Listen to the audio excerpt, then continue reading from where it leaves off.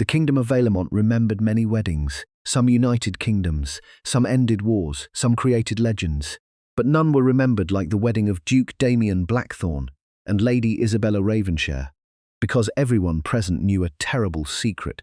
The groom hated the bride, not the kind of hatred born from misunderstanding, not the kind that could disappear with time. No, this hatred had been growing for 10 years, 10 long years of grief, 10 years of rage, 10 years of waiting.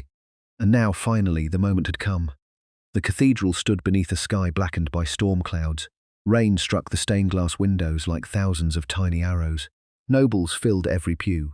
Whispers spread through the hall. No one smiled, no one celebrated, because everyone knew why this marriage was happening. It was not love, it was revenge. At the end of the aisle stood Duke Damien, the most feared man in the kingdom. Tall, broad-shouldered, dressed entirely in black. His face showed no emotion, yet his eyes were cold enough to freeze blood. The nobles avoided looking directly at him. Many of them had seen what happened to people who crossed the Duke of Blackthorn. Some lost fortunes, some lost titles, some disappeared completely. Damien had become powerful through war, intelligence, and relentless determination. But beneath that power lived something darker. A wound that had never healed, a wound caused by the Ravenshire family. The family of the woman walking toward him now. Lady Isabella Ravenshire stepped into the cathedral. The room became silent. She looked breathtaking. Her silver-white gown flowed behind her. Her dark hair framed a face that seemed carved by the gods themselves. Yet her beauty was overshadowed by the fear hidden inside her eyes. She knew exactly what awaited her. She knew this marriage was not a blessing. It was a sentence, a punishment. Her father had betrayed the Blackthorn family years ago. That betrayal had destroyed lives. Now the Duke intended to make the Ravenshires pay, and Isabella was the price. Every step toward the altar felt like walking deeper into a prison. The nobles watched, the servants watched, even the king watched. Nobody intervened, nobody offered mercy. Because in Valemont, power decided truth, and Duke Damien possessed more power than almost anyone alive. When Isabella finally reached the altar, she dared to look up. Their eyes met. For one brief second, the hatred inside Damien's gaze was unmistakable. It struck her harder than any physical blow. He did not see a woman standing before him. He saw the daughter of his enemy, a reminder of everything he had lost. The priest began speaking, words about unity, devotion, trust, love. The irony was almost unbearable. Neither bride nor groom listened. One thought only of survival, the other thought only of revenge. Then came the vows. Damien's voice was steady, cold, merciless. I do. Isabella's throat tightened. She felt the entire kingdom watching, waiting, judging. Her future disappeared before her eyes, yet she forced herself to answer.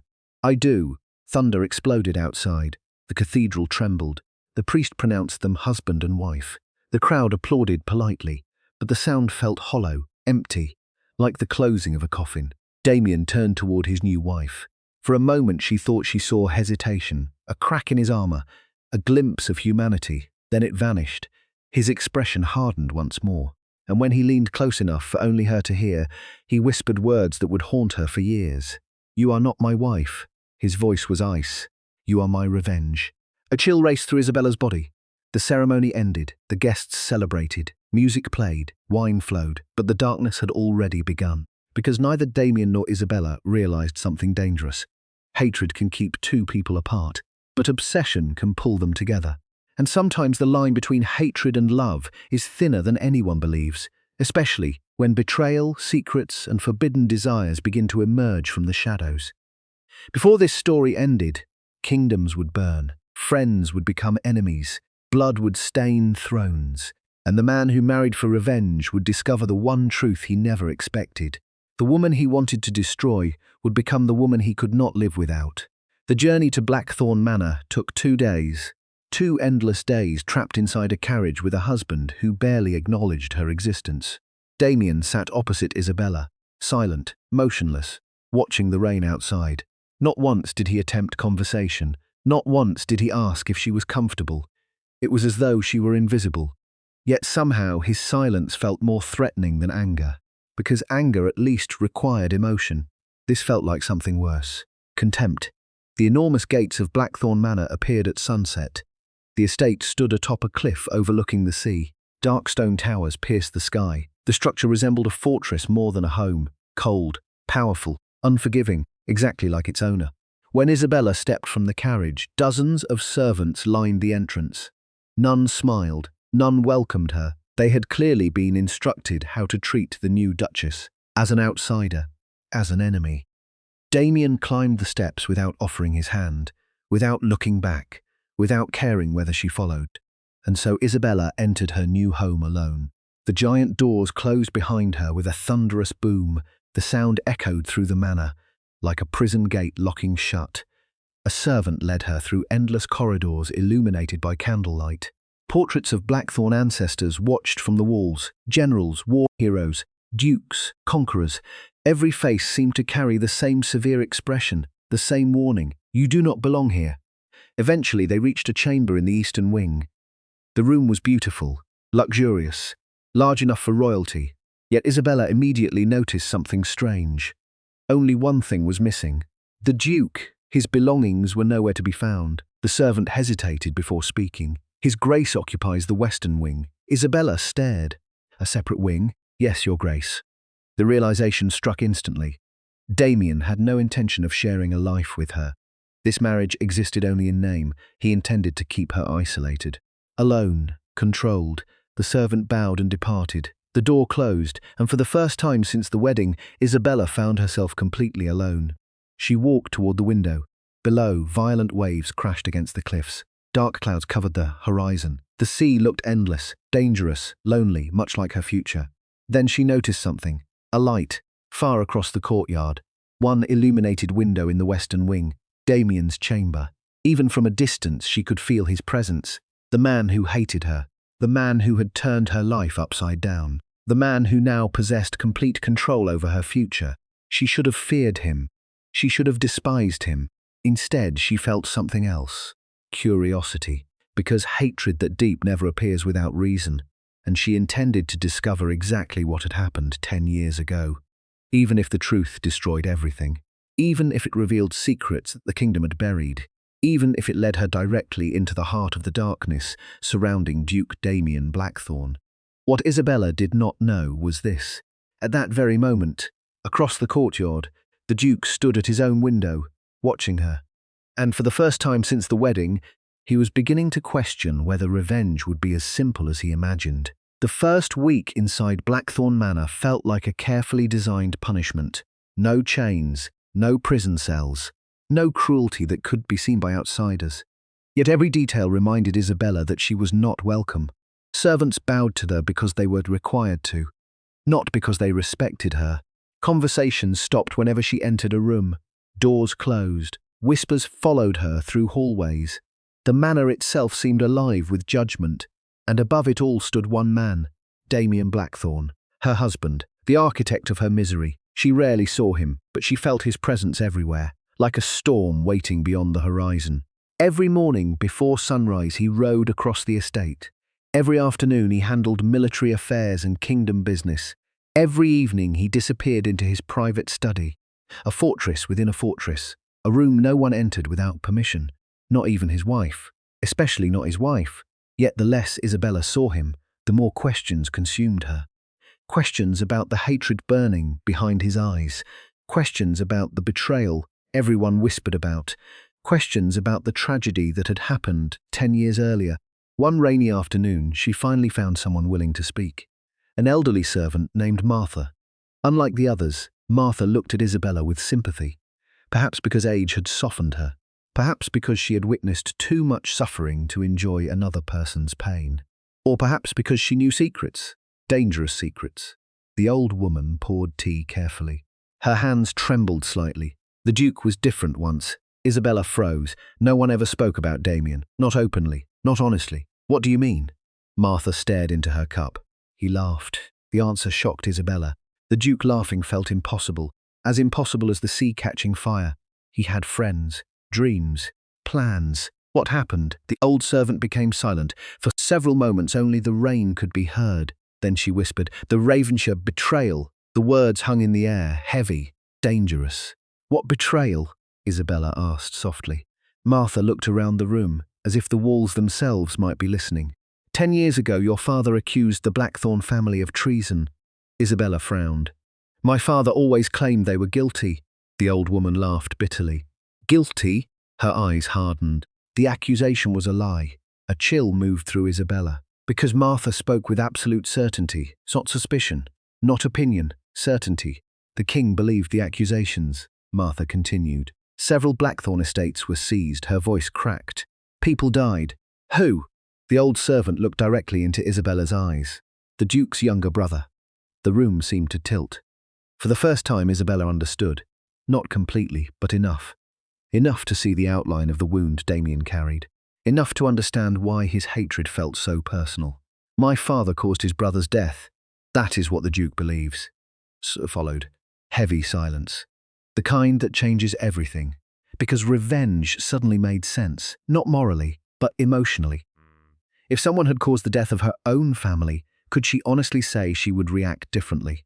The answer frightened her, because she did not know, and deep down she suspected Damien's hatred had roots far deeper than anyone realized, far deeper than even Martha understood.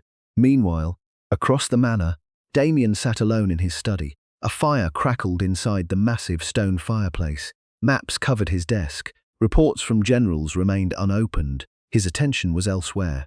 On a single object resting inside his hand, a silver pocket watch, old, worn, damaged, his brother's watch, the only thing recovered after the execution. Damien stared at it. As he had done countless times before, memories flooded back. The screams, the accusations, the trial, the lies, and his brother kneeling before the executioner's blade. Every detail remained vivid.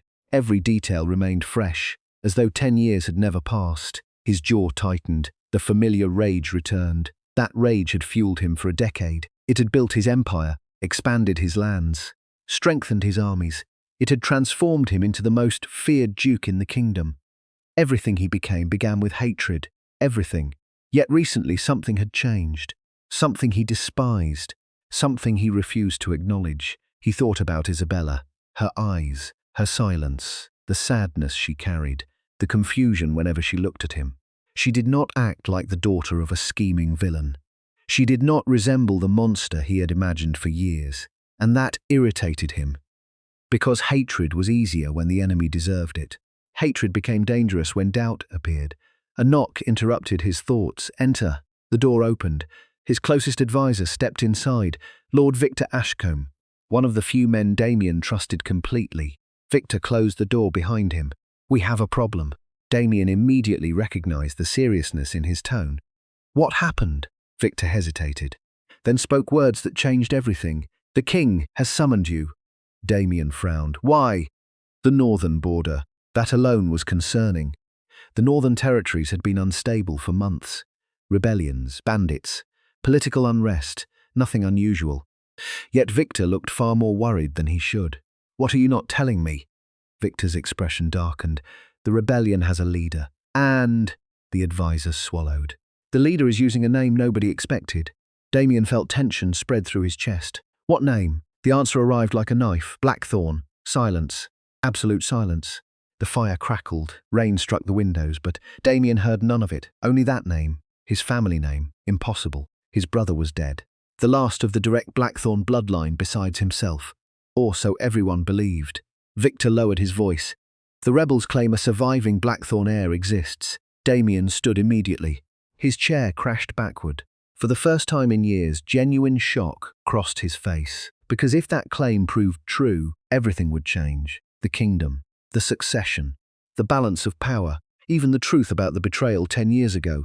And somewhere deep inside, a terrifying possibility began forming, a possibility he desperately wanted to reject. What if his brother had not been the true target? What if someone else had been hiding in the shadows all along?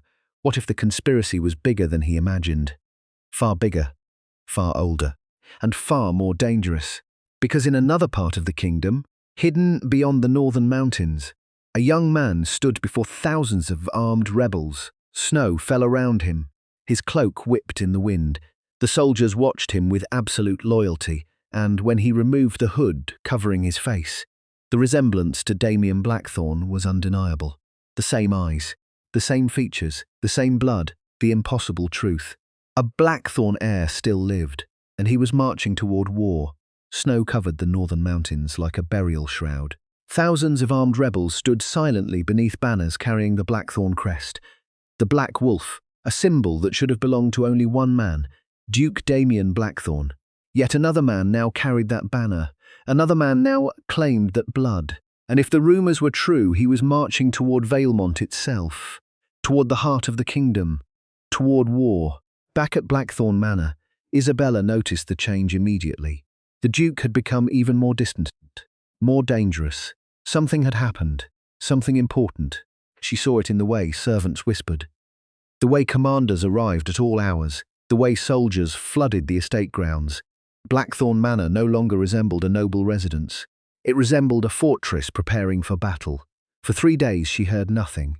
Then on the 4th night, everything changed. Unable to sleep, Isabella wandered through the dark corridors. Moonlight spilled through tall windows. The manor felt haunted, silent, watching. She passed near the Duke's study. Voices drifted through the door, angry voices. One belonged to Damien, the other belonged to Lord Victor. Isabella should have continued walking. Instead, she stopped and listened. The reports are confirmed, Victor said. 5 separate witnesses identified him. Silence followed. Then Damien spoke. His voice sounded colder than she had ever heard. Impossible. I agree. No survivor was ever reported. The records may have been altered. A pause. Then Victor asked the question neither man wanted to confront. What if he's telling the truth? The room became silent. A terrible silence. The kind that follows dangerous possibilities. Damien finally answered. If he is who he claims to be. His voice hardened. Then someone lied 10 years ago. Isabella felt her heart begin to race. 10 years ago. Again. Everything returned to that event. Every mystery, every hatred, every wound. Victor lowered his voice. And if someone lied, Your Grace, then the Ravenshire betrayal may not have happened the way we believed. The words struck Isabella like lightning. For several seconds she forgot how to breathe, because Victor had just spoken the impossible. The betrayal, the foundation of Damien's hatred, the reason for their marriage. What if it wasn't true? What if someone else had been responsible? Inside the study, something shattered. Glass exploded against stone. Damien's voice thundered. Enough. Neither man spoke again. Moments later, footsteps approached the door. Isabella immediately fled into the darkness, her pulse racing, her thoughts spinning, because for the first time she sensed something larger hide beneath the surface. A conspiracy, a lie, a secret powerful enough to reshape the kingdom. And somehow she stood directly in the middle of it. The following morning, Damien departed for the capital. The king demanded answers. The northern rebellion continued growing. And now whispers of a surviving Blackthorn heir spread across every noble court in Valemont. Before leaving, Damien issued strict instructions. No one entered his private study. No one left the estate without permission. Security would be doubled. Then he rode away beneath dark skies, leaving Isabella behind. For the first time since arriving at Blackthorn Manor, she felt something unexpected. Opportunity. The Duke's study remained forbidden, locked, guarded, untouchable. But now Damien was gone, and her questions had become impossible to ignore. The truth was hidden somewhere. She could feel it. The question was whether she possessed enough courage to find it. That evening, rain battered the manor. Most servants remained occupied preparing for incoming military officers. The perfect distraction. Isabella moved carefully through the corridors, avoiding guards, avoiding attention.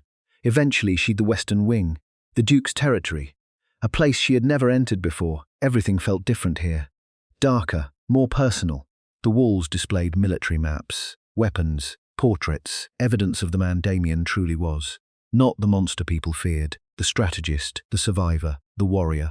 She finally reached the study door. Locked, exactly as expected. But luck favoured her. Or perhaps fate, because the old servant Martha appeared from nowhere. The elderly woman looked at the door, then at Isabella. Neither spoke. For several moments they simply stared at each other. Then Martha sighed. You remind me of your mother. Isabella blinked. My mother? The old servant nodded, always asking questions she wasn't supposed to ask. Before Isabella could respond, Martha produced a small key, a study key, and placed it into her hand. Shock flooded Isabella. Why are you helping me? The old woman looked strangely sad. Because too many people died protecting lies. Then she walked away, leaving Isabella alone, with the key. And a decision. one that could change everything. Slowly, she unlocked the door. The study creaked open. Darkness greeted her. The room smelled of old parchment and firewood. She stepped inside.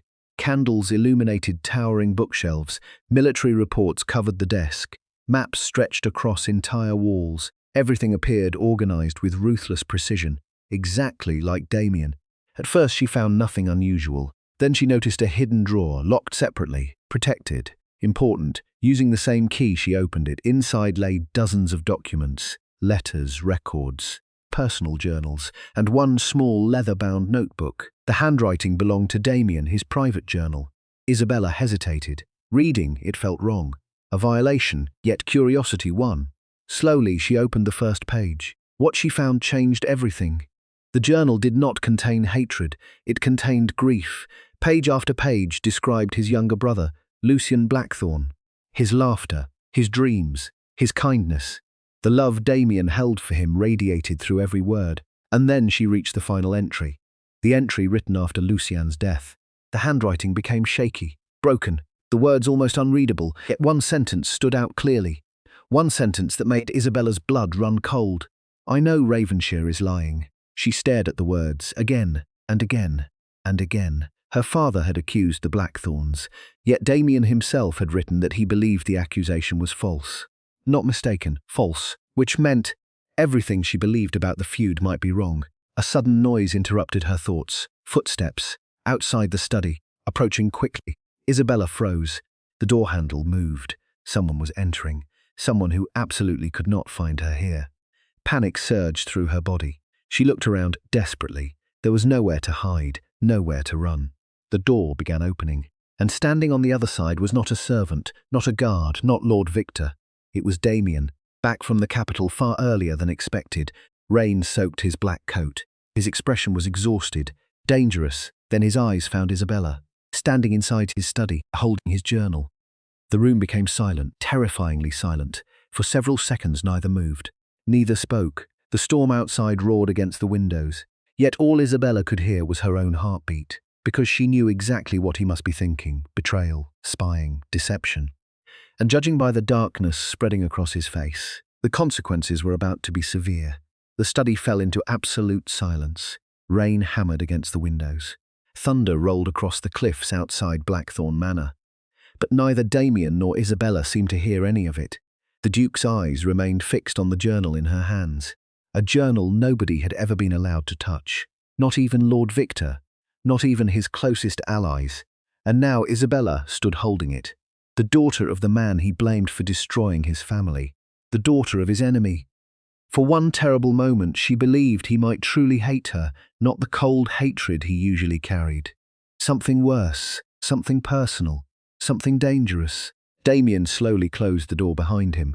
The click echoed through the room. Isabella's pulse quickened. He walked forward. One step, then another. The tension became unbearable. Finally, he stopped in front of her. "Give it to me." His voice was calm, too calm. That frightened her more than shouting. Without argument, she handed him the journal. Damien took it carefully, as though it contained pieces of his soul. Perhaps it did. He placed it back into the drawer, locked it, then turned toward her. Neither spoke. The storm outside intensified. Lightning illuminated the room. For a brief second, Isabella saw something in his eyes.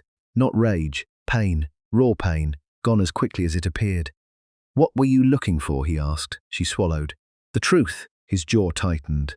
"The truth? About what happened 10 years ago?" The room became still. Damien stared at her, studying her, trying to determine whether she was lying.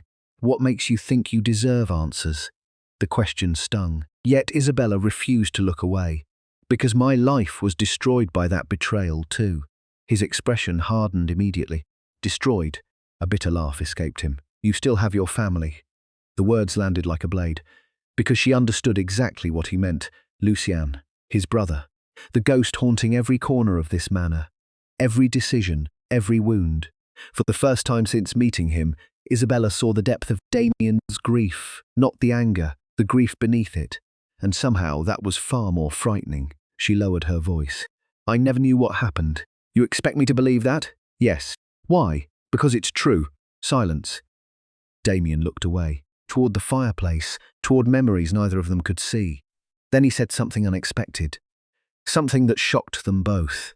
"I believe you." Isabella blinked. "What?" His eyes remained fixed on the flames. "I believe you didn't know." For several seconds she couldn't speak, because this was the first genuine thing he had ever given her. Not kindness, not forgiveness, but honesty, a tiny crack in the wall between them, the first crack. And neither knew what to do with it. Days passed, yet something had changed, subtle, dangerous. Damien remained distant, but not quite as cold. The hatred in his eyes appeared less certain, less absolute, as though doubt had begun poisoning the revenge he had carried for years. That frightened him more than anything, because revenge had given his life purpose. Without it, what remained? One evening he found himself standing outside the manor gardens, watching Isabella. She sat alone beneath a stone archway covered in ivy, reading. The setting sun painted everything gold. For a moment she looked peaceful, almost happy, and Damien hated himself for noticing. He should not care. He should not wonder what book she was reading. He should not find himself searching for her whenever he entered a room. Yet lately it kept happening, and every time it happened, guilt followed, because another face always appeared in his mind. Lucien, his brother, the boy whose death started everything. A voice interrupted his thoughts. "You should stop staring." Damien looked up. Victor stood nearby, smirking. The Duke immediately frowned. "I wasn't staring." Victor laughed. "You've been standing here for 10 minutes. I was thinking. About your wife." "No, you're a terrible liar." Damien glared. Victor remained completely unimpressed. They had been friends too long. "You're forgetting who she is." The words carried a warning, a necessary warning. Victor knew exactly why Isabella lived in Blackthorn Manor. Revenge, justice, punishment, not romance, certainly not affection. Damien's expression darkened. "I haven't forgotten." Victor nodded, but he didn't look convinced, and that irritated Damien, because lately he wasn't convinced either. 3 days later, disaster arrived. It began shortly after midnight. A rider appeared at the estate gates, exhausted, bleeding, half dead. The messenger carried news from the north. Terrible news. The rebellion had won another major victory. Royal forces were retreating. Entire towns had joined the uprising. And most alarming of all, the mysterious Blackthorn heir continued gathering support. Damien read the report twice, then a third time, his expression growing darker with every line. Something wasn't right. The rebellion moved too efficiently, too intelligently, almost as if someone inside the royal court supplied information, someone powerful, someone connected. A traitor.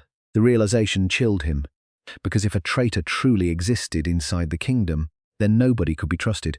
Not even the king, not even the nobles, not even... A sudden thought appeared, a dangerous thought. Ravenshire. His attention shifted toward another page. Another report.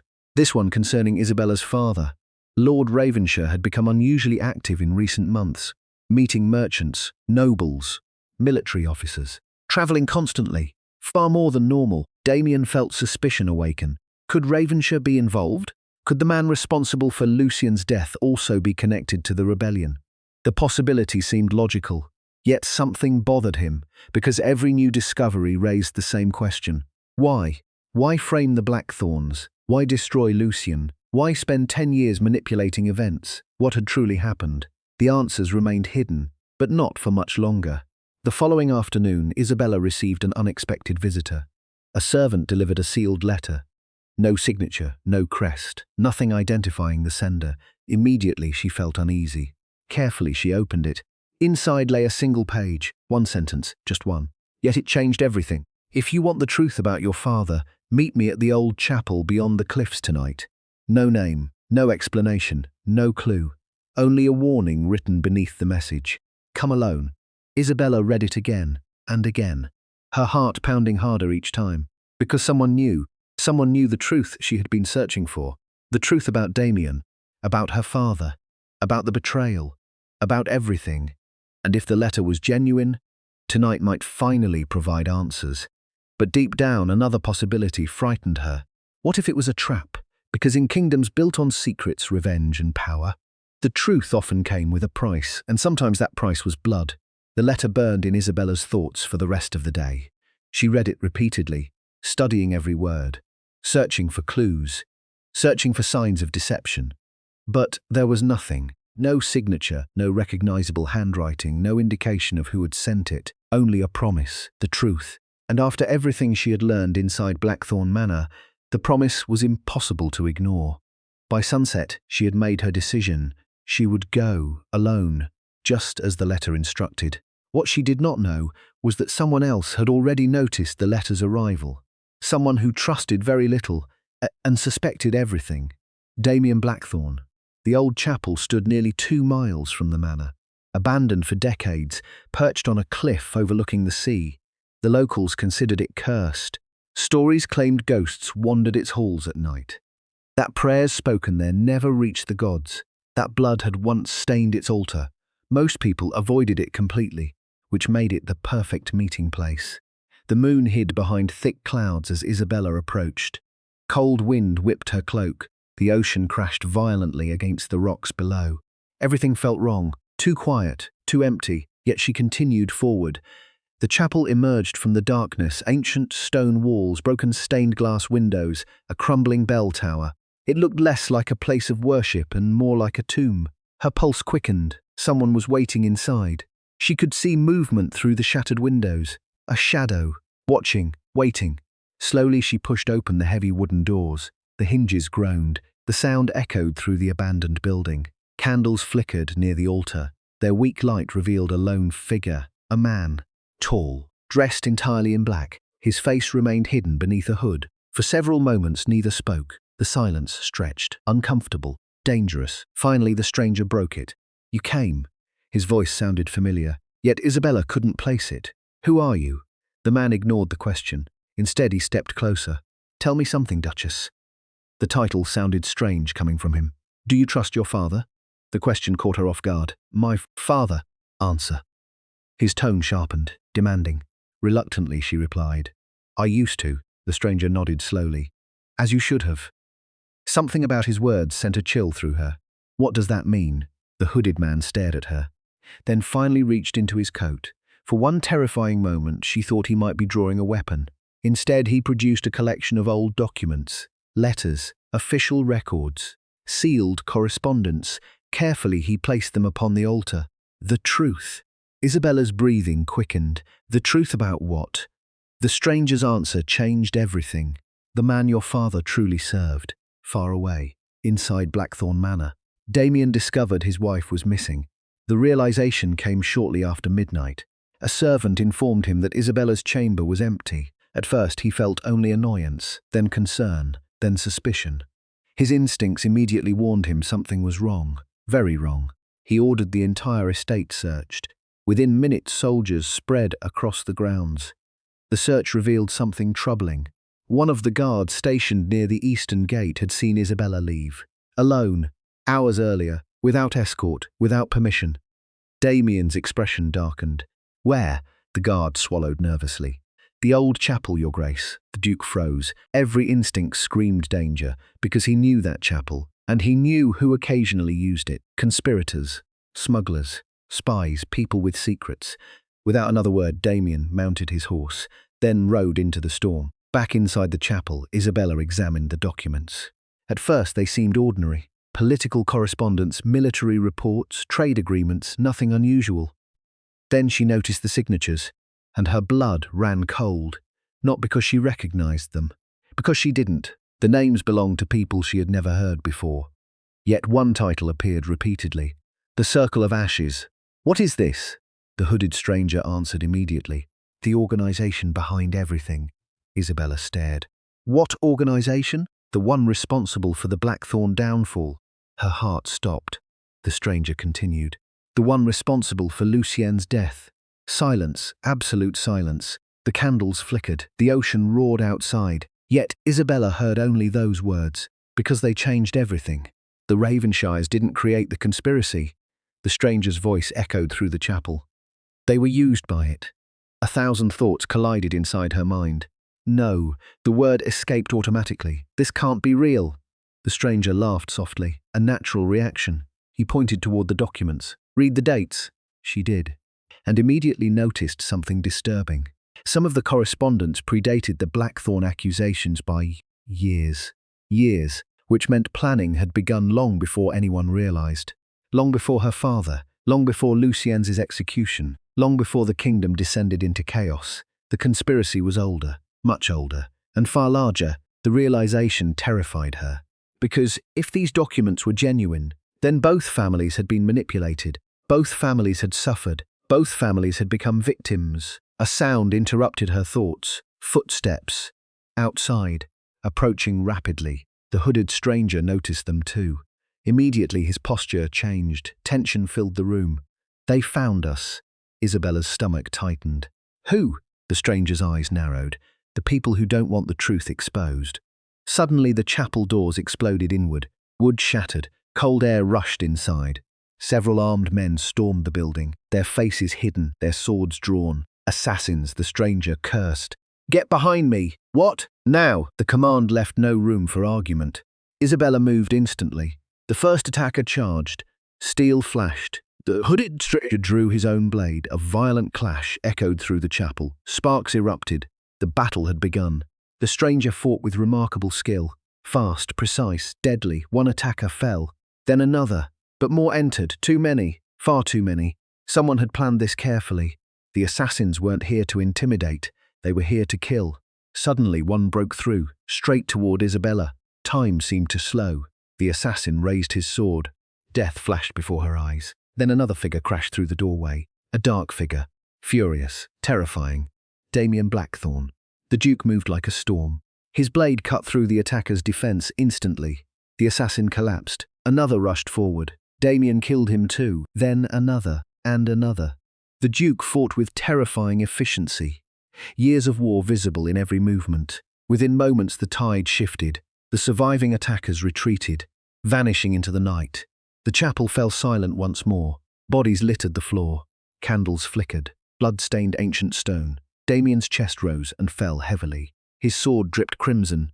Then his eyes found Isabella, alive, unharmed. Relief flashed across his face. A brief flash, gone almost immediately, yet she saw it, and so did he. For one dangerous second neither looked away, because both had realized something neither wanted to admit. Damien hadn't ridden through a storm to protect his revenge. He had ridden through a storm because he feared losing her, and that frightened him more than any enemy ever could. But before either could speak, a new voice echoed through the chapel, the hooded stranger, cold, serious, urgent. You don't have much time. Damien turned sharply. The stranger had removed his hood. Moonlight illuminated his face, and the moment Damien saw him, the colour drained from his face, because standing before him was the last person he ever expected to see again. A man he believed had died 10 years ago, a man whose existence could destroy the kingdom. Lucien Blackthorne. For several seconds nobody moved, nobody breathed, nobody spoke. The entire world seemed to stop. The candles flickered inside the ruined chapel. Rain hammered the broken stained glass windows. The sea crashed violently below the cliffs, yet Damien heard none of it, because standing before him was a ghost wearing the face of his younger brother, Lucien Blackthorne, the boy he had buried 10 years ago, the boy whose death had shaped every decision of his adult life, the boy whose execution had fueled a decade of hatred. It was impossible, and yet, there he stood, alive, older, stronger, scarred, but unmistakably Lucien. The sword slipped slightly in Damien's grip. For the first time in years, the feared Duke of Blackthorne looked completely stunned. Lucien, the name escaped him like a prayer. Or perhaps a curse. The younger man stared back. Emotion flashed across his face. Pain, regret, longing. Then it disappeared, replaced by caution. Because 10 years changed people, even brothers, especially brothers. Damien took a step forward, then another. His eyes never left Lucien, afraid the image might vanish, afraid this was some cruel illusion. His voice sounded rough, broken. Lucien gave a sad smile. That's what they wanted everyone to believe. Silence. The word struck harder than any blade, because they carried a terrifying implication. Someone had staged his death. Someone had manipulated the kingdom.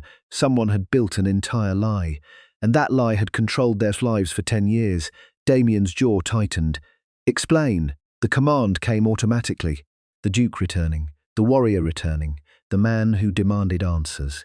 Lucien's expression darkened. It's not that simple. It became simple the moment I buried an empty grave. The accusation hit hard. Lucien lowered his eyes. For a moment he looked like the younger brother Damien remembered.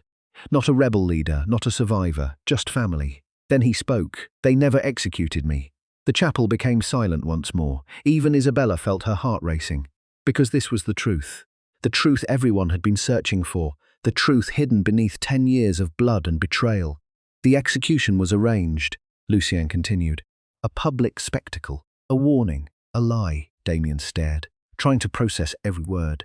By whom? Lucien looked toward the shadows, as if remembering something terrible. Then he answered. The Circle of Ashes. The name echoed through the chapel. The same name from the documents. The same invisible enemy. The same organization manipulating everything from behind the curtain. Isabella felt cold, because suddenly the conspiracy felt real. Not theory, not suspicion, reality, and reality was far more frightening. What is the Circle of Ashes? Damien asked. Lucien laughed bitterly. A question I've spent 10 years trying to answer. The younger Blackthorn moved toward the altar. His movements carried exhaustion, the exhaustion of a man hunted for a decade. They aren't nobles. They aren't soldiers. They aren't merchants. So what are they? Lucien's eyes hardened. They're all three, the answer confused Isabella. But Damien understood immediately. Power, influence, money. The circle had infiltrated every level of society, every institution, every kingdom. Not one enemy, many, hidden behind respectable faces, respectable titles, respectable lies, Lucien continued. They control wars, they control trade, they control kings. The statement sounded impossible, yet after everything they had discovered, impossible no longer seemed impossible. Damien folded his arms. Why target our family? The question carried years of pain, years of grief, years of unanswered rage. Lucien hesitated, then finally spoke. Because father found something. The room froze. Damien's eyes narrowed. Our father? Lucien nodded. Months before the accusations, a terrible feeling settled inside Isabella's stomach, because every answer seemed to create 10 new questions. What did he find? Damien asked. Lucien looked directly at his brother. Their names. Silence. Dead silence. Then understanding exploded across Damien's face. The circle had hidden itself for generations. If their names came up, everything would collapse. The conspiracy, the influence, the control, everything, which meant the Blackthorn family had become a threat requiring elimination. Suddenly, the accusations made sense, the betrayal made sense, the execution made sense, the destruction of their family made sense. Someone had needed them silenced, and the circle had succeeded, at least partially, for 10 years. Isabella remained quiet, listening, watching, trying to understand her place in all this. Then a question appeared, one she couldn't ignore. My father. Both men turned toward her. The tension immediately returned. Because no matter what truths emerged, Lord Ravenshire remained connected to everything. What role did he play? Lucien Sier's expression became complicated. Not hatred, not sympathy, something between them. Your father wasn't one of them. Relief flooded through Isabella. Brief relief. Because Lucien immediately continued, he was manipulated. The relief vanished. He believed the evidence. He believed the accusations. He genuinely thought he was protecting the kingdom. The words hurt, because they sounded exactly like her father. Proud, stubborn, certain enough to destroy innocent people. Damien looked away, his jaw clenching. For years he had blamed Ravenshire entirely. For years he had built his revenge around that belief. Now the foundation was cracking, piece by piece, and he hated it. Because if Ravenshire wasn't the true enemy, then what had all his hatred accomplished? Nothing. Absolutely nothing. The realization felt unbearable. Hours passed. The storm continued outside. Inside the chapel, truths emerged one after another. Lucien explained everything. How he escaped. How loyal soldiers helped him disappear. How he spent years hiding beyond the northern borders. How he searched for proof, evidence, names, anything capable of exposing the circle. And eventually he found it. Not enough to destroy them, but enough to identify a few members. Enough to know they still existed. Enough to know they were preparing something catastrophic. What? Damien asked. Lucien's answer changed everything. A civil war. The room fell silent. Again, a kingdom-wide collapse. Lucien's voice was grim. The circle profits from chaos. The more kingdoms fall, the stronger they become. They want Valemont divided. They want noble houses fighting. They want rebellion. Suddenly, every recent event made sense. The unrest, the assassinations, the political instability, the rebellion. Every piece belonged to the same puzzle, and someone was arranging the board. Someone hidden, someone patient, someone dangerous. Then Lucian delivered the final blow. The king is already compromised. Damien's expression darkened. What does that mean? It means someone close to him belongs to the circle. A chill passed through everyone present. Because if that was true, the enemy wasn't outside the palace. The enemy was inside it. Close enough to influence royal decisions, close enough to destroy the kingdom from within, close enough to strike at any moment. The first light of dawn began appearing beyond the broken windows. The storm was ending, but a far greater storm was approaching. Lucien stood. "We can't stay here." Damien nodded. For once, they agreed completely. The chapel was no longer safe. The assassins would return. Soon. And next time they would bring more men, more blades, more death. Then Lucien looked toward Isabella, his expression serious. "There is something else." Immediately Damien became alert. "What?" Lucien hesitated, a rare hesitation. Then he spoke words that changed the atmosphere completely. "The circle knows about her." Every muscle in Damien's body tightened.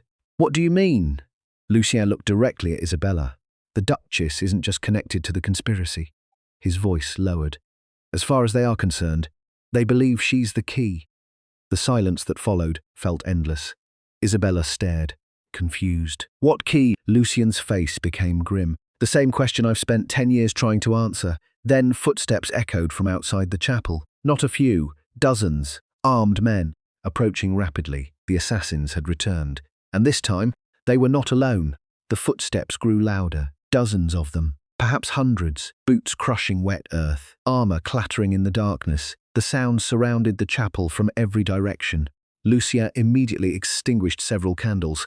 The room plunged into shadow. Damien moved toward a broken window. Carefully he looked outside. His expression darkened. "Archers," Lucien cursed under his breath. "Too many." The answer alone told Isabella everything she needed to know. This wasn't an arrest. This wasn't intimidation.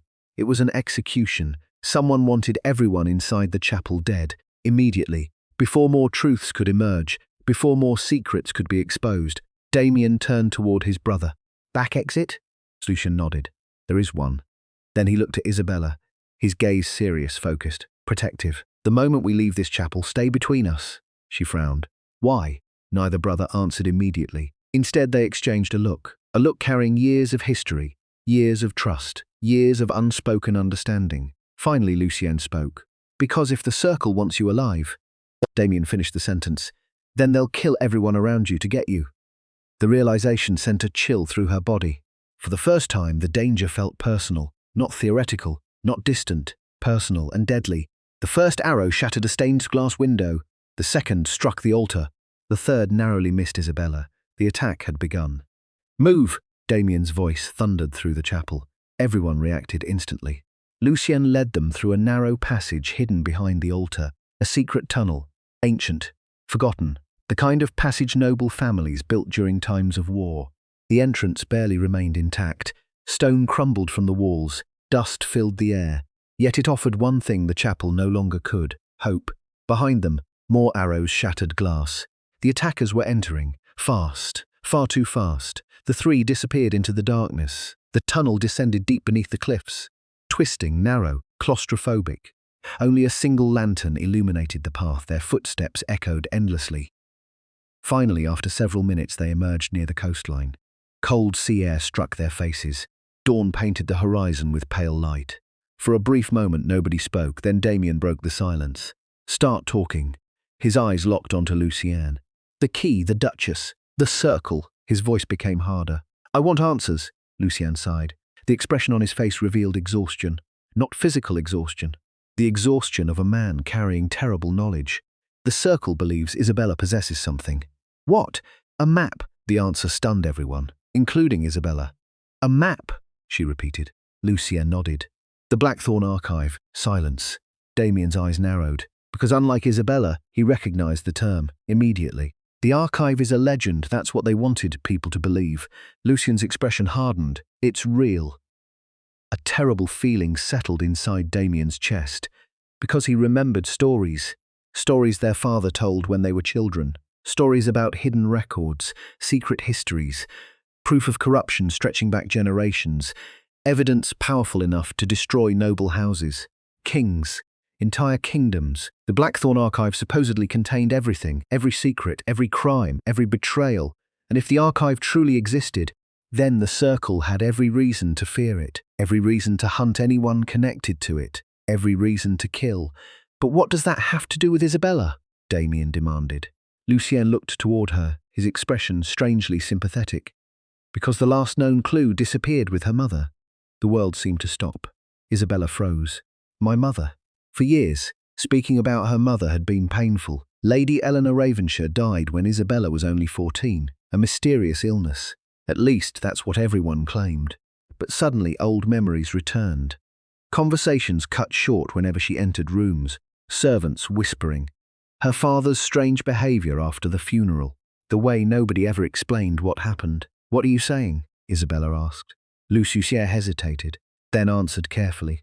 I think your mother knew where the archive was hidden. The statement felt impossible, yet somehow it explained too much. Too many mysteries, too many silences, too many unanswered questions. And for the first time, Isabella began wondering whether her mother's death had truly been natural, or whether someone had ensured she never spoke. They travelled along the coastline throughout the morning, avoiding roads, avoiding villages, avoiding attention. The Circle now knew Lucien was alive, the Circle knew Isabella possessed value, and the Circle almost certainly knew Damien would protect both of them, which meant every assassin in the kingdom might soon be hunting them. A comforting thought. By midday they reached an abandoned watchtower overlooking the sea, temporary shelter, nothing more. Inside, Damien finally found a moment alone, a rare moment, and unfortunately, his thoughts immediately drifted toward Isabella. He hated that. Hated how often it happened now. Hated how his attention followed her. Hated how concern replaced indifference. Because every step toward caring felt like betrayal. Betrayal of Lucien, betrayal of the dead, betrayal of the revenge that had defined his life. Yet despite everything, when the assassins attacked the chapel, his first instinct wasn't protecting himself. It wasn't protecting the truth. It wasn't even protecting Lucien. It was protecting her. And that realization frightened him. More than war, more than conspiracies, more than death itself. Meanwhile, Isabella stood alone near the tower window, watching waves crash against distant rocks, trying to understand how her life had become this complicated. Weeks ago, she believed her husband hated her. Now she was fleeing assassins alongside him. Weeks ago, she thought her father was guilty. Now she wasn't sure. Weeks ago, she believed her mother died from illness. Now even that certainty was disappearing. Everything felt unstable. Everything felt uncertain. Then she sensed someone behind her. She turned, Damien. For several moments, neither spoke. The silence wasn't hostile, just unfamiliar. Eventually, he stepped closer. I should apologize. The words surprised both of them, especially Damien, because apologizing wasn't something he did often, or well. Isabella stared. For what? His jaw tightened. For the marriage. The answer caught her completely off guard. The Duke looked away, toward the ocean, toward anything except her eyes. I believed your father murdered my brother. The confession sounded painful. As far as I was concerned, he paused, choosing his words carefully. You were part of that. For a moment, neither moved, neither breathed. Then Isabella asked the question haunting her. Do you still hate me? The words hung between them. Dangerous, vulnerable, honest.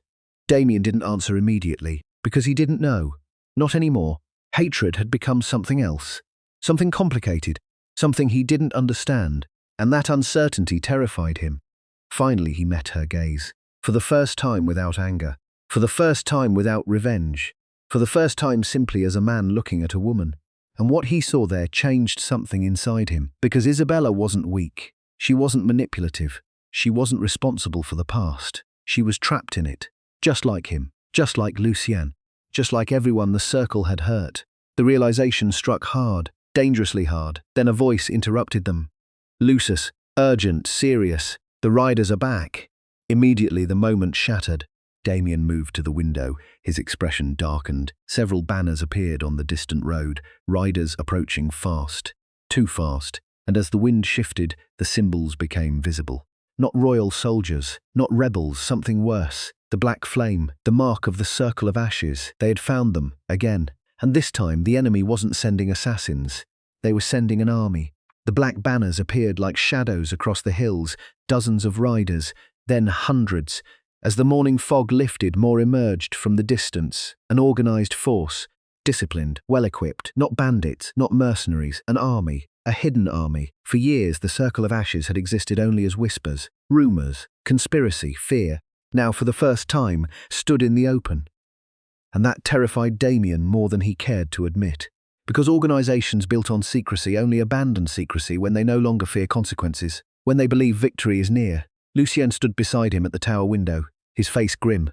They're moving sooner than expected. Damien glanced at his brother. You've seen this before? Lucien nodded. 3 years ago, the younger Blackthorn's voice darkened. A village near the northern border discovered one of their supply routes. The memory clearly haunted him. What happened? Lucien didn't answer immediately. Instead, he looked toward the approaching army. Then he spoke quietly. They burned the entire village. Silence followed, a heavy silence, the kind that carried truth, not exaggeration, not rumor. Truth. Women, children, gone because they learned something they weren't supposed to know. Damien felt anger rising, cold anger, controlled anger, the dangerous kind, because suddenly this wasn't about revenge. It wasn't about old grudges. It wasn't even about the Blackthorns anymore. This enemy threatened everyone, the kingdom, the throne, the future itself. And for the first time in years, Damien found himself fighting for something larger than hatred. We need to leave. Lucien's voice cut through the tension. Damien nodded. The watchtower couldn't be defended. Not against those numbers, not against a force this organized. They gathered supplies quickly. Within minutes, they were riding south, toward the capital, toward answers, toward danger. The journey felt endless. By sunset, they reached dense forests bordering the royal lands. The trees stretched endlessly in every direction, ancient, silent, watching. For the first time all day, they stopped. The horses needed rest, so did the riders. A small campfire flickered beneath the branches. Lucien studied maps. Damien remained alert, and Isabella sat quietly beside the flames, lost in thought. Eventually she spoke. Why me? Both brothers looked up. She stared into the fire, watching sparks drift into darkness. Why does the circle think I'm important? Neither answered immediately, because the truth was they didn't know, not completely. And uncertainty made the situation far more dangerous. Finally, Lucien sighed. There are theories. I want facts, so do I. The answer frustrated her. For the first time since this nightmare began, anger surfaced. Real anger. Not fear. Not confusion. Anger. My entire life has become a target because of secrets nobody will explain. Her voice trembled slightly. People are trying to kill me. People are trying to kill all of us, Damien corrected. She turned toward him. And why? Silence, because he couldn't answer. Not honestly. Not yet. The fire crackled between them. Finally, Isabella shook her head. I am tired of being treated like a mystery. Then she stood and walked away from the camp, disappearing among the trees. Neither brother stopped her. For several moments they simply watched her go. Then Lucien spoke. She deserves the truth. Damien stared into the fire. So do we. The forest became darker as night deepened. Isabella walked alone, not far, just enough to think. The weight of recent events felt unbearable. Every answer created new questions. Every revelation uncovered deeper secrets. She felt trapped inside someone else's story. A story that began long before her birth. A story written by strangers. The realization angered her, because she was tired of reacting, tired of being protected, tired of being lied to. For once she wanted control. Her thoughts stopped abruptly. Something glimmered beneath the roots of a nearby tree. A metallic reflection. Faint, almost invisible, curiosity drew her closer. Carefully she knelt, brushed away dirt, and uncovered a small object. A locket, old, silver, beautifully crafted. The moment she touched it, her breath caught, because she recognized it immediately. Her mother's locket, impossible, completely impossible. She had not seen it since Eleanor Ravenshire's funeral. Yet there it was, lying beneath the forest floor, hundreds of miles from home. Her hands trembled as she opened it. Inside lay 2 miniature portraits. One was her mother. The other, a man Isabel had never seen before. Yet strangely, he looked familiar. Disturbingly familiar. Then she noticed something else. A folded piece of paper hidden inside. A secret compartment. A message. Carefully, she unfolded it. The handwriting belonged to her mother. She knew instantly. And what she read made her blood run cold. If you're reading this, then they have already come for me." The forest seemed to disappear around her. Only the words remained, only the message, only the truth waiting inside. Back at the camp, Damien felt something wrong, a sudden instinct, a warning. Years of war had taught him to trust those instincts. Immediately he stood. Lucien noticed. "What is it?" The Duke scanned the darkness, listening, watching. Then he heard it, a scream. Isabella. Both brothers moved instantly, racing through the forest. Branches whipped past them. The scream came again. Closer this time, filled with terror, with urgency. Damien's pulse surged. Every protective instinct exploded awake. He pushed harder, faster. Then the trees opened, and the scene before him stopped him cold.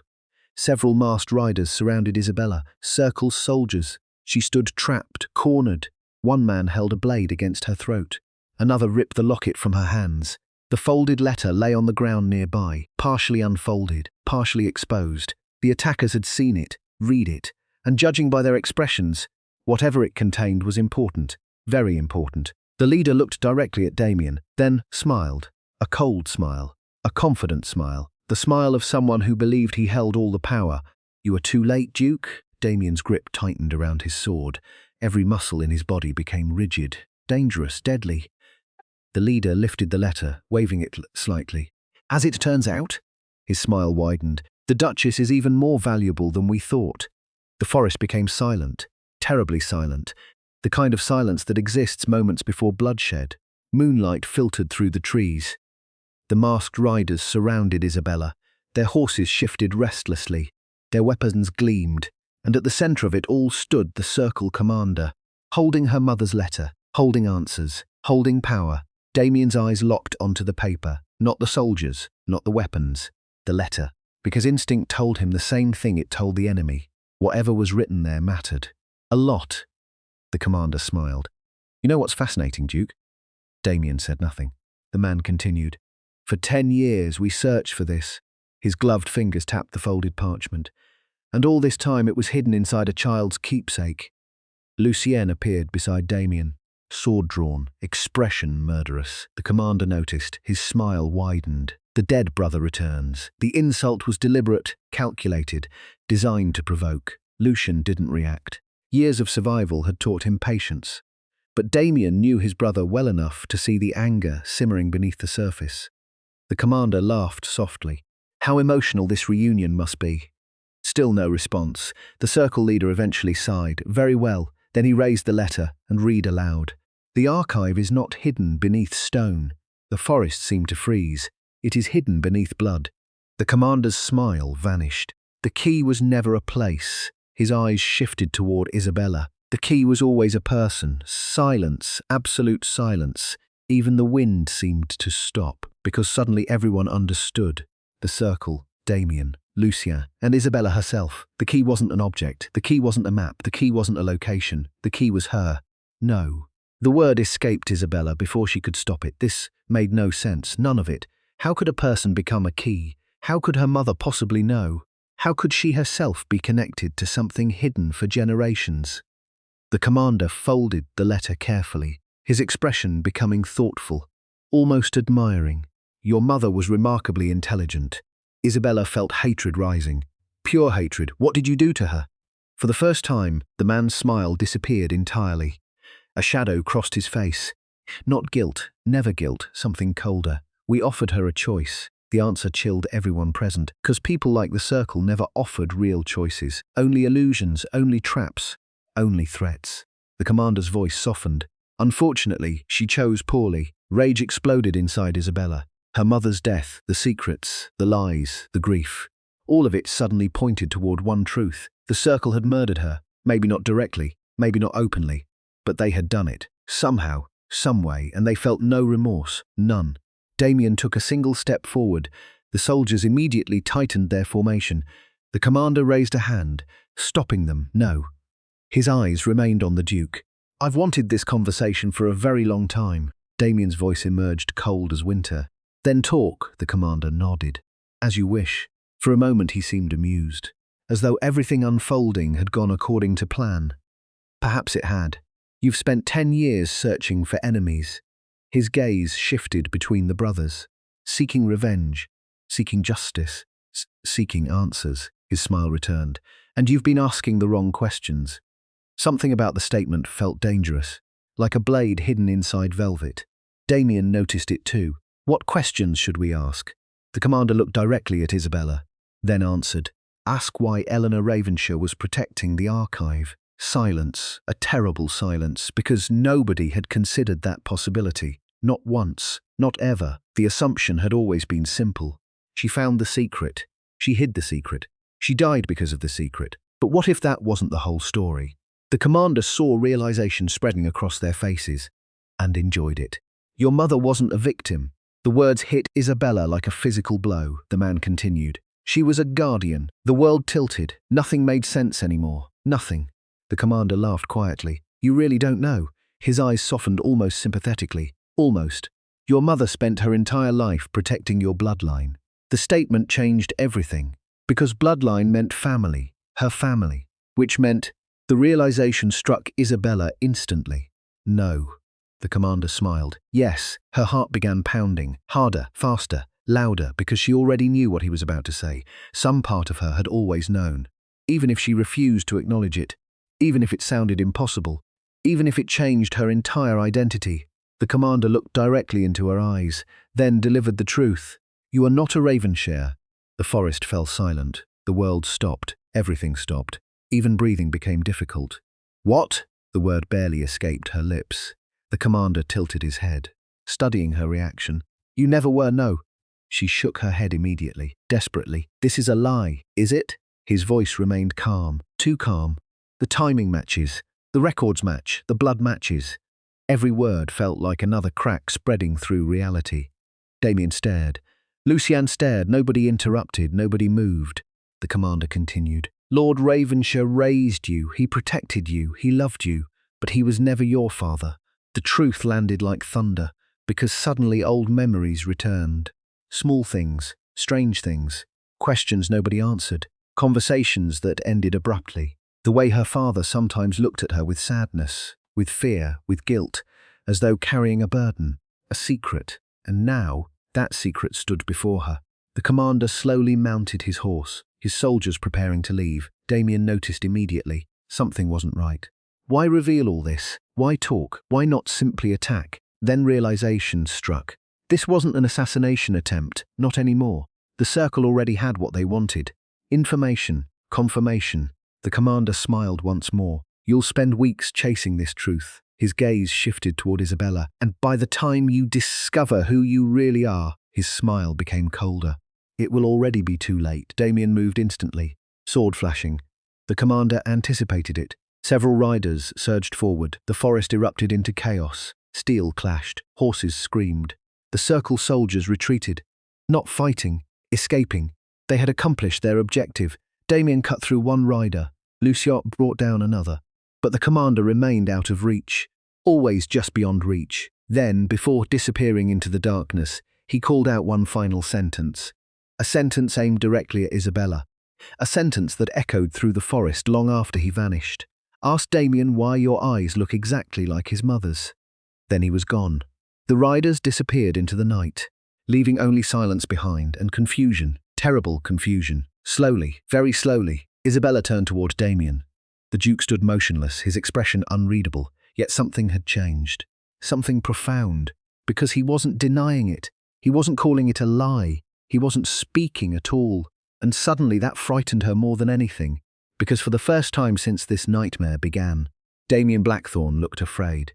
The forest remained silent long after the circle riders disappeared. Nobody moved. Nobody spoke. The moon hung above the trees like a witness, watching, waiting, judging, and at the center of it all stood Isabella, staring at Damien, searching his face, searching his eyes, searching for a denial, a laugh, a dismissal, anything. Instead, she found silence, and silence can be more terrifying than any answer. Damien. His name sounded fragile, uncertain. The Duke finally looked at her. For the first time since the commander's revelation, he seemed less like a warrior and more like a man carrying an unbearable weight. A man confronting a truth he had spent years avoiding. Tell me he's lying.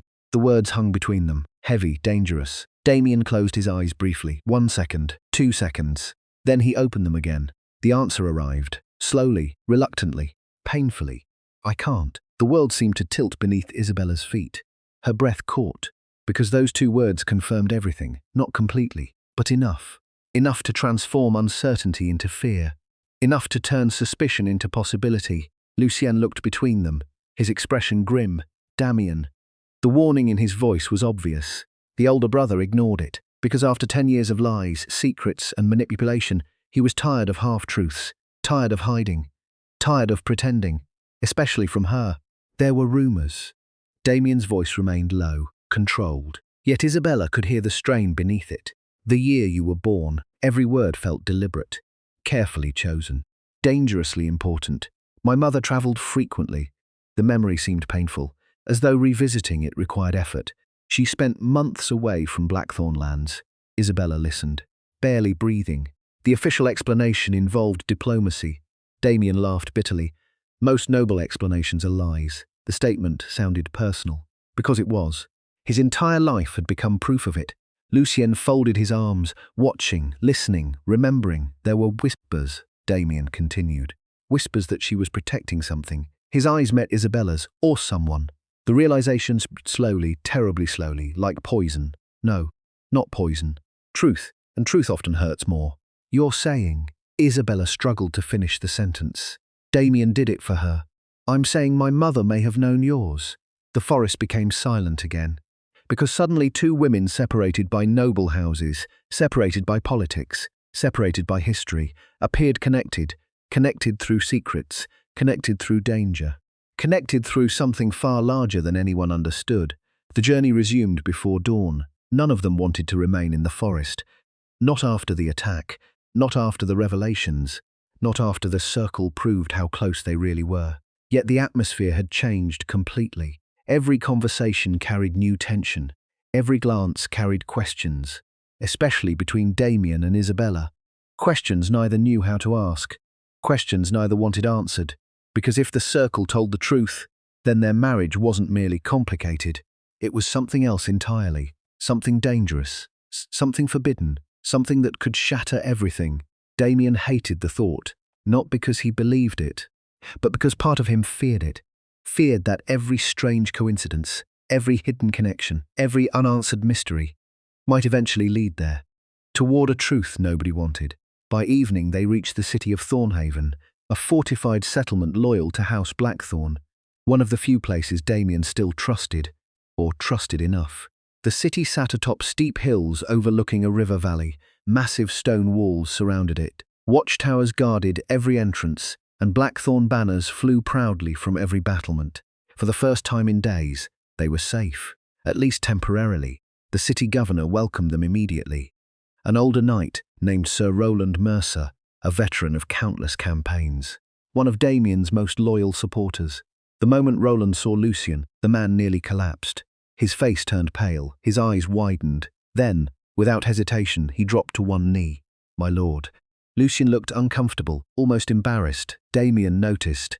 The younger brother never enjoyed titles, never enjoyed power, never enjoyed attention. One more reason people loved him, and one more reason Damien had always feared losing him. That night, after securing the city, Roland delivered troubling news, very troubling news. The circle's influence had spread further than expected. Several noble houses changed allegiances recently. Military commanders disappeared. Trade routes collapsed. Rumors multiplied daily. Every sign pointed toward instability, toward chaos, toward war. But one piece of information stood above the rest. "The king is dying." The statement froze the room. Damien looked up sharply. "What?" Roland nodded grimly. The illness worsened. Lucien exchanged a look with his brother. Neither liked what they were hearing, because timing mattered, and this timing felt suspicious.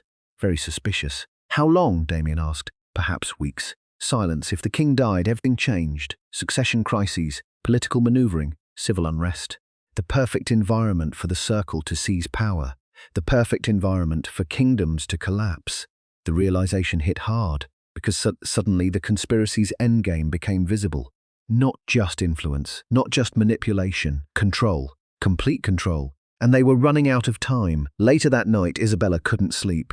Too many thoughts, too many revelations, too many questions. The city outside remained quiet. Most residents slept peacefully, unaware their kingdom stood on the edge of disaster. She envied them. Eventually she left her room, seeking air, seeking clarity, seeking anything. The corridors of the governor's keep stood mostly empty. Moonlight streamed through tall windows. Everything felt peaceful. Until she noticed a figure standing alone on a balcony. Damien, of course. He seemed drawn to solitude, drawn to darkness, drawn to places where nobody could see him thinking. For a moment she considered leaving, then changed her mind. She stepped onto the balcony. The cold night air greeted her immediately. Damien didn't turn, didn't react. Yet she knew he noticed. He always noticed. For several moments neither spoke. The city lights shimmered below, like stars scattered across the earth. Finally Isabella broke the silence. "Do you regret it?" Damien frowned slightly. "The marriage?" The question lingered, waiting, demanding. The Duke stared toward the horizon, thinking, searching. Then he answered honestly, "No." The response surprised her, and judging by his expression, it surprised him too, because he realized it was true. Despite everything, the revenge, the hatred, the mistakes, he no longer regretted marrying her. And that realization terrified him, because it meant something had changed, something fundamental, something he could no longer deny. The silence returned. Different now, softer, more dangerous. Then Isabella asked another question, one far more dangerous.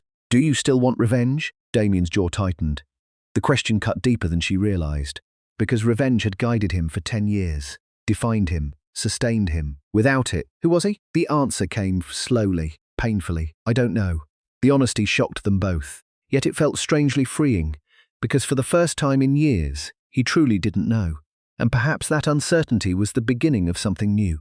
Or perhaps it was the beginning of something far worse. Neither realized that elsewhere in Thornhaven, a hooded figure slipped silently through the city gates, carrying a message sealed with black wax, the mark of the circle of ashes, a message intended for someone inside the city, someone close, someone trusted, someone already waiting, because the circle had infiltrated Thornhaven long before Damien arrived, and before sunrise, blood would be spilled.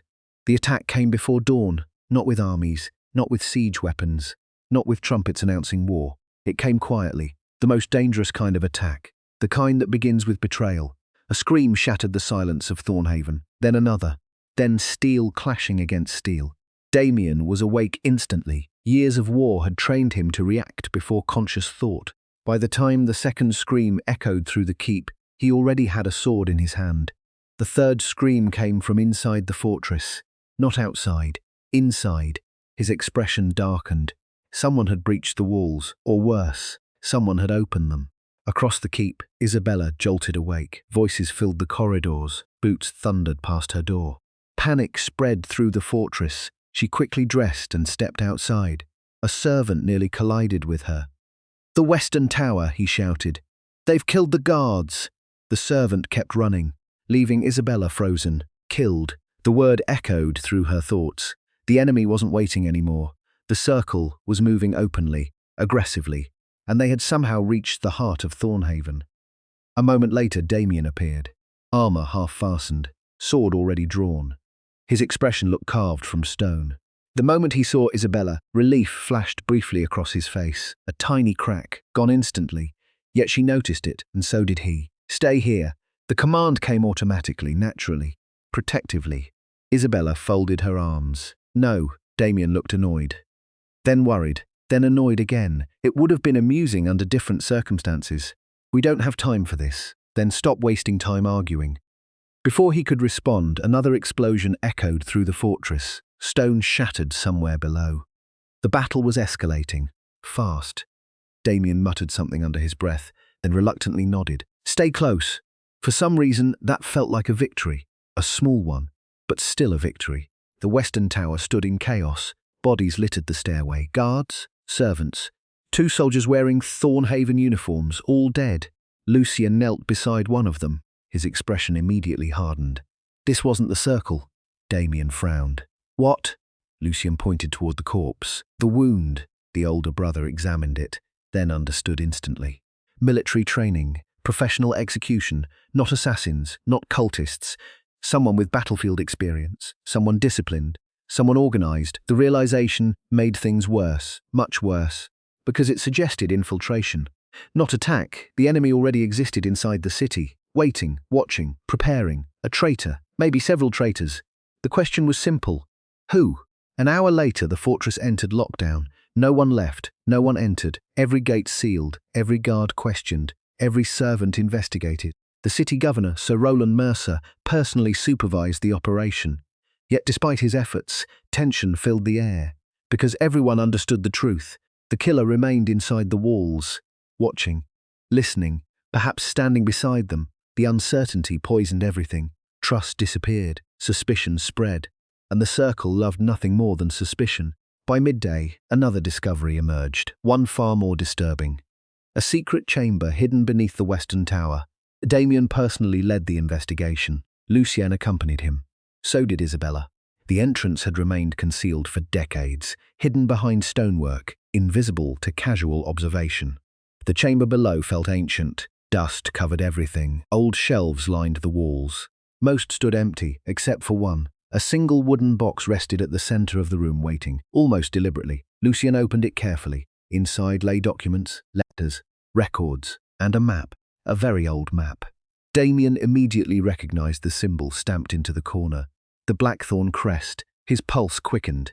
Because Blackthorn documents did not belong here. Not in Thornhaven. Not hidden underground. Not forgotten, unless someone wanted them forgotten. The first letter changed everything. It was written by Damien's father. The second by Lucien's.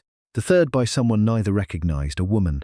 The signature made Isabella's breath catch. Eleanor, her mother. The room fell silent. For several seconds, nobody spoke. Nobody moved. The name alone carried enormous weight now, because Eleanor Ravenshire stood at the center of every mystery, every clue, every revelation, every secret. Carefully, Isabella unfolded the letter. The handwriting was unmistakable, elegant, precise, familiar, and the first sentence immediately sent chills down her spine. If this letter is found, then we have failed. The room seemed smaller, colder, dangerous, she continued, reading aloud. The circle has discovered our plans. Lucien cursed softly. Damien remained motionless, his eyes fixed on the page. Isabella kept reading. The child must never learn the truth before the proper time. The child, her, it had to be her. The realization felt obvious, terrifyingly obvious. Then came the next line, the line that changed everything.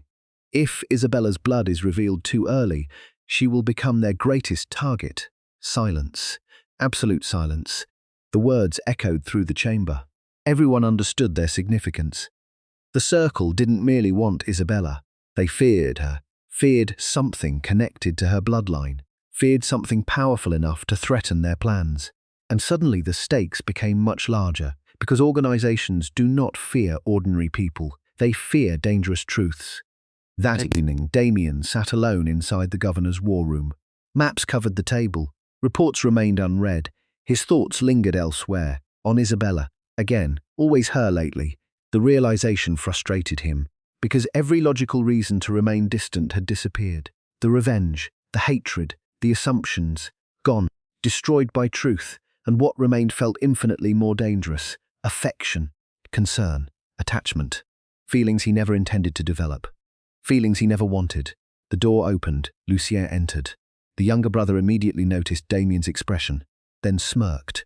A familiar smirk, the same one he used as a teenager, back when life was simpler, before betrayal, before conspiracies, before death. You love her. Damien nearly choked. What? Lucien laughed.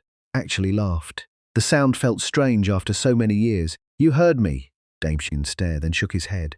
No, you crossed a kingdom during a storm to save her. No, you nearly killed 6 men when they threatened her. No, you spend more time thinking about her than the conspiracy. No, Lucia smiled wider. The silence became its own answer. Eventually, Damien looked away. A mistake, because guilty men always look away. Lucien noticed. Of course he noticed. The younger brother's expression softened. You know she cares about you too. That statement hit harder than expected, dangerously hard, because Damien wanted to believe it, and wanting made him vulnerable, a position he despised. Before either man could continue, the door burst open. A guard rushed inside, pale, terrified, breathing heavily. Something was wrong. Very wrong. What happened? Damien demanded. The guard swallowed, then delivered the worst possible news. The Duchess is gone. The room froze. Every muscle in Damien's body became rigid. What? The guard looked terrified. Her room is empty. Lucien stood immediately. Was she taken? The guard shook his head. We don't know. For one terrible second, silence filled the room. Then Damien moved, fast, faster than either man had ever seen. Because one thought consumed him completely. Not politics, not war, not the circle, not the kingdom. Only Isabella. And as fear gripped his chest with ruthless force, Damien Blackthorne finally understood a truth he could no longer deny. He wasn't full in love with her. He already had. The fortress erupted into chaos. Orders echoed through corridors. Soldiers rushed across courtyards. Torches illuminated walls and towers. Every gate was sealed. Every guard questioned. Every servant searched. Yet Isabella Ravenshaw had vanished, and nobody knew how. Damien stood in the centre of her chamber, silent, dangerously silent. The room showed no signs of struggle. No blood, no broken furniture, no overturned objects, nothing, which somehow made everything worse. Because if there had been a fight, there would be clues, evidence, direction. Instead, there was only emptiness. And a single open window. Cold night air drifted inside. The curtains swayed gently, mocking him. Lucien entered moments later. His expression immediately darkened. Anything. Damien pointed toward the window. Someone was here. Circle? I don't know. The answer frustrated him, because uncertainty felt unbearable, especially now, especially when it involved her. Lucien studied the room, then noticed something unusual. A folded piece of parchment resting on the bedside table. Neither had seen it before. Carefully he picked it up, unfolded it, read it, and immediately swore. Damien took the letter, his eyes narrowed. The message contained only one sentence. Asterisk. If you want the Duchess alive, come alone. No signature, no location, nothing else, which meant only one thing. The sender expected Damien to figure it out, expected him to understand, expected him to know exactly who wrote it, and somehow he did, because beneath the sentence appeared a tiny symbol, almost invisible, a black flame, the mark of the circle. Several miles away, Isabella slowly opened her eyes. Pain pulsed through her head. The world appeared blurry, unsteady, dark. For several moments she couldn't remember what happened. Then memory returned. The corridor, the strange noise, a shadow, a cloth pressed against her face, darkness, her stomach tightened. Immediately she sat upright. The room around her looked unfamiliar. Stone walls, one small window, a wooden bed, a locked door, prison. The realization arrived instantly. She had been taken, again, except this time felt different, much worse. Because whoever captured her hadn't tried to kill her. They wanted something. And people are often more dangerous when they want you alive. The door opened. A woman entered. Not a soldier, not an assassin, a noblewoman, elegant, beautiful, dangerous. Everything about her radiated confidence. She wore black, not mourning black, power black. The kind worn by people accustomed to giving orders. The woman smiled, a chilling smile. Good. Her voice remained calm. You finally woke up. Isabella immediately stood. Who are you? The stranger studied her carefully, almost curiously. Then she answered. My name is Lady Seraphine Voss. The name meant nothing, yet something about it felt important. The woman approached slowly, like a predator, not threatening, not aggressive, simply certain. And certainty often frightened people more than violence. You've caused quite a bit of trouble. Isabella folded her arms. So have you. The response earned genuine amusement. Seraphine laughed softly. I can see why Damien likes you. The statement froze the room. Isabella's pulse quickened. What? The woman smiled knowingly. Oh, he hasn't admitted it yet. The confidence in her voice felt unsettling, as though she already knew things neither Damien nor Isabella had fully accepted. Then Seraphine's expression shifted. The amusement disappeared. Only seriousness remained. We don't have much time. The sudden change caught Isabella off guard. What do you want? The answer arrived immediately. The truth. Back in Thornhaven, Damien prepared to leave. Alone, exactly as the letter demanded. Lucien strongly objected. Absolutely not. Damien continued, fastening his sword belt. Ignoring him, the younger brother stepped directly into his path. This is a trap, I know. And you're going anyway? Yes, the answer came without hesitation, which somehow irritated Lucien even more.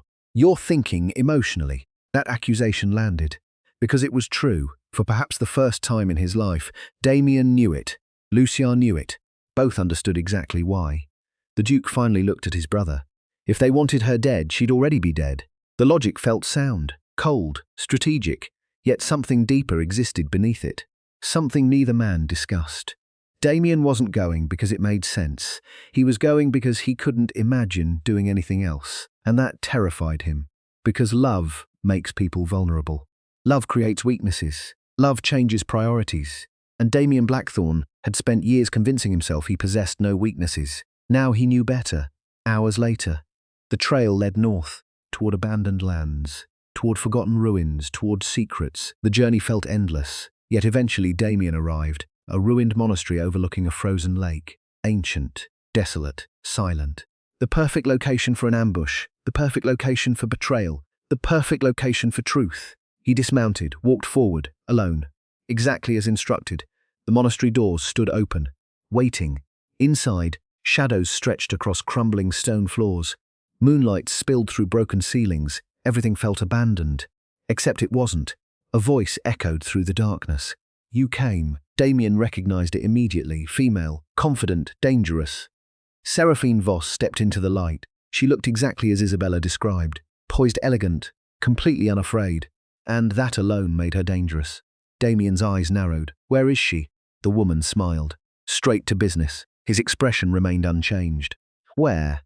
Seraphine studied him for several moments, then sighed dramatically. She's safe. The answer provided little comfort, because safe meant different things to different people, and Damien doubted Seraphine's definition matched his. What do you want?